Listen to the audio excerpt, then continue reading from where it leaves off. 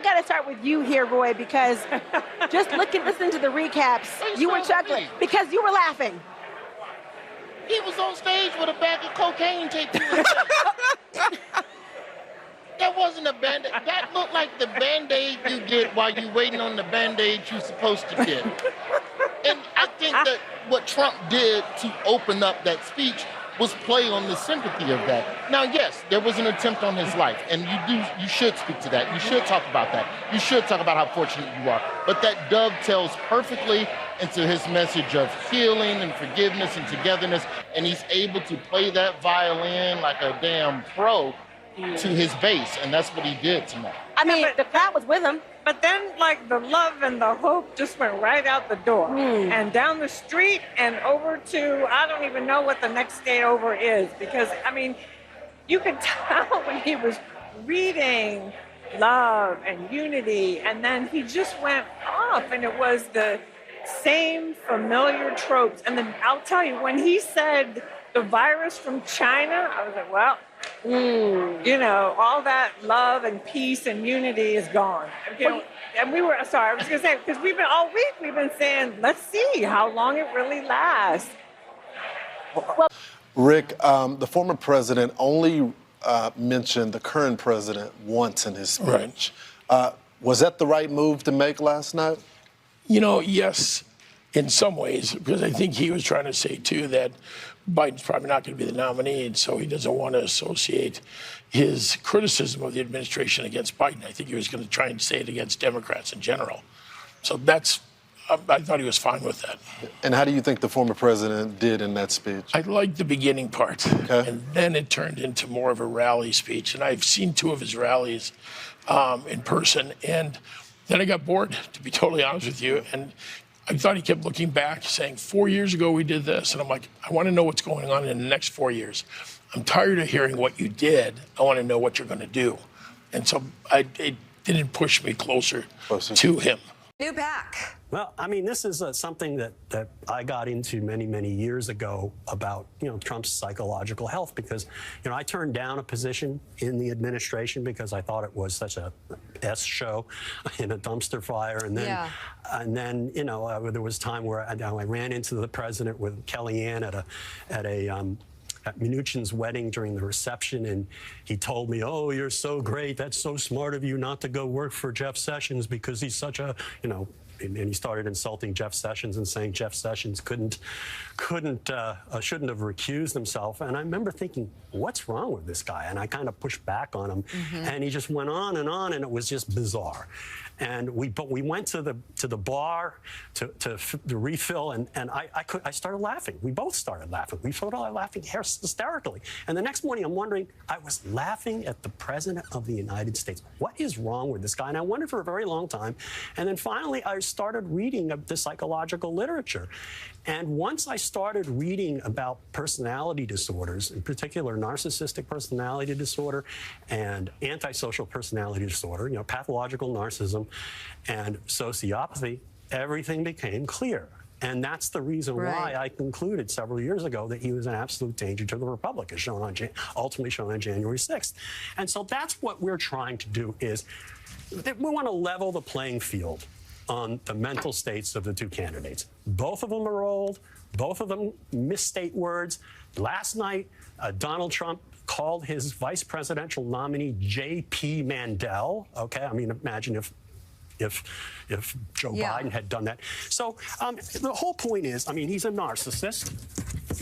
These are the DSM-5 criteria for narcissistic personality disorder. I don't go through these. There's a Jimmy Kimmel monologue on our website and our website that goes through these, and it's pretty funny. No, that's the reason why he spoke for several hours last night. It's because, you know, he's full of himself. But here's the real issue. He is also a sociopath. Okay? And what's a sociopath? This is the DSM definition. A pervasive pattern of disregard and violation of the rights of others, and you have to have 3 or more of the following. This isn't hard. You don't have to be a shrink. Failure to conform to social norms with respect to lawful behaviors. He's a convicted felon. Deceitfulness, How many lies did he tell last night? 30,000 lies on during his administration. Impulsivity. Hey, let's talk about Hannibal Lecter. Let's buy Greenland. Impulsivity. Irritability and aggressiveness, and including assault. He raped a woman. He's found by a jury to rape a woman. He sexually assaulted many others. Reckless disregard for the safety of the others. Let's say, the January 6th, let the guys through with the magnetometers with the guns. And I can go all the way through it. He's 9 for 9. Well, he's a sick man. Yeah. And that's what we're seeing. And I think he's had an advantage over these last couple of years that people have been seeing him. And that now that they're going to see him, they're going to see the guy's a nut job. And we got to get rid of this double standard, and we have to start talking about this, and that's the point of psychopact.org. The last one on that list was lack of remorse, which Trump has said repeatedly that he just doesn't have anything to be sorry for ever. Doesn't have to ask God for forgiveness for anything. Right. I think what's also interesting is there's a discomfort about talking about mental health as it pertains to fitness, and some would argue, as you do, that it really pertains to this moment right now, especially if we're looking at Biden's physical health and fitness. The question is, Willie Geist, why not take a look at what we see right in front of us, which are endless hours of speeches and behavior during his presidency and after that would lead one to be very concerned about his fitness? Well, it was on display last night, Jeremy Peters. You were watching along with the rest of us at RNC, a convention that had gone to great pains to talk about unity and bringing the country together, especially in the aftermath of an attempted assassination of former President Trump. We got to lay down our arms and just be together and figure out solutions for the country, Jeremy.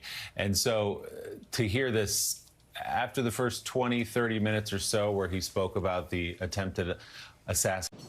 So look, this is my interpretation. Let's go back maybe 4 or 5 weeks ago. All right? Were you rushing on your phone to see what CNN had to say? The minute you turned on the TV, you're thinking, no Netflix, no Apple, let me see what CNN had to say. CNN was having an absolute disaster. Literally in the land of irrelevance. Not mentioned on social media, nothing.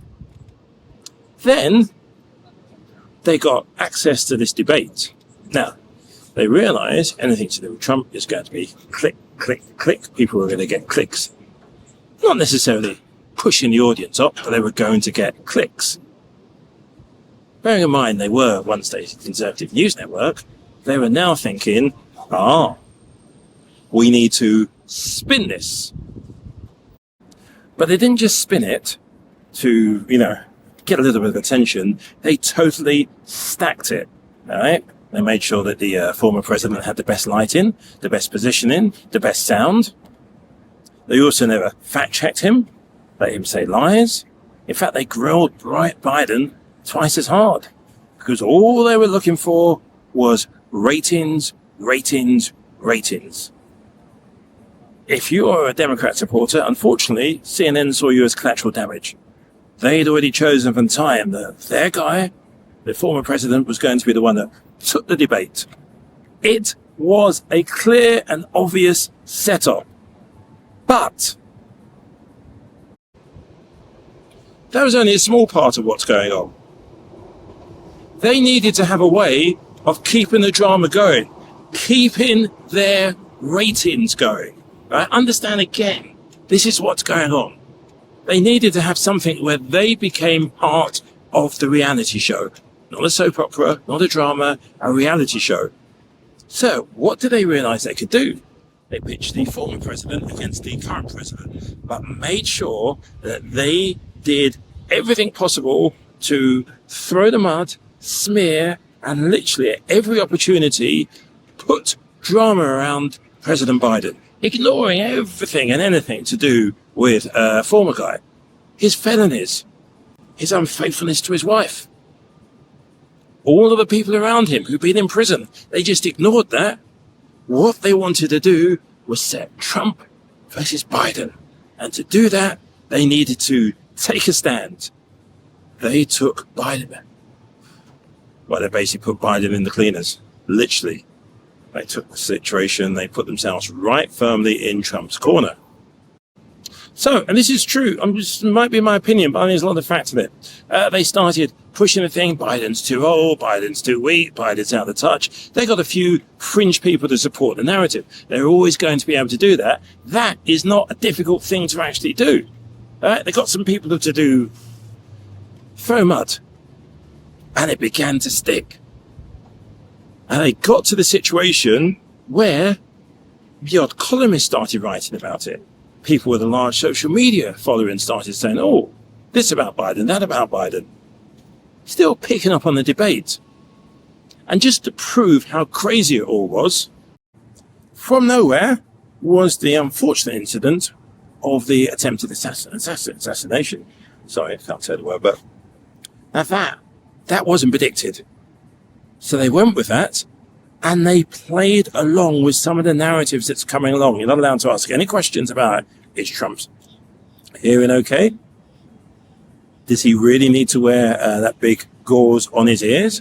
All of that sort of stuff. Not even interested in his medical report. It was just like, oh, another chapter for a while. Because now they're able to get back to what they want to talk about. Back to this dumb narrative. All blown out of proportion. And in blowing it totally out of proportion, you've got where we are today. And the saddest thing about it is you have somebody who's not very well at the moment, he's got COVID, so can't even stand up. And there will always be people, any political shade, ready to stab in the back for their own political ego. Because how many of these rumors, how many of these insiders have actually been stood up? Nancy Pelosi's going to do this, Chuck Schumer's going to do that. How many people have they actually canvassed in the street? There's always going to be an opinion poll. You can find 20 opinion polls, choose the one that goes with you. So the reason I say all of this is because the most important person in all of this, just wait for this train to go by. The most important person in all of this at the end of the day is you. All right? They're trying to stop you having a say. Obviously, those that Fox love it. Silencing your vote, spreading as much mess as possible. They clearly would like the former president to be the next president because it's good for ratings. But before your housing, before your jobs, before your schools, before the medical things, before even the truth, it's good for ratings because the way they see it as well is to bear in mind the cable news stations are suffering from the streaming services.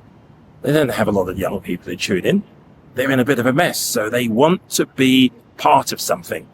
And the last opportunity they have right now is to join the Trump bandwagon, which they've created. They want the drama. They really, really do. President Biden, to them, not interested in the fact he actually may be trying to do good. As far as they can say is, the quicker they can push him to one side, the better. That, and it's not a conspiracy theory, that is what is actually going on. All right? Simple as that.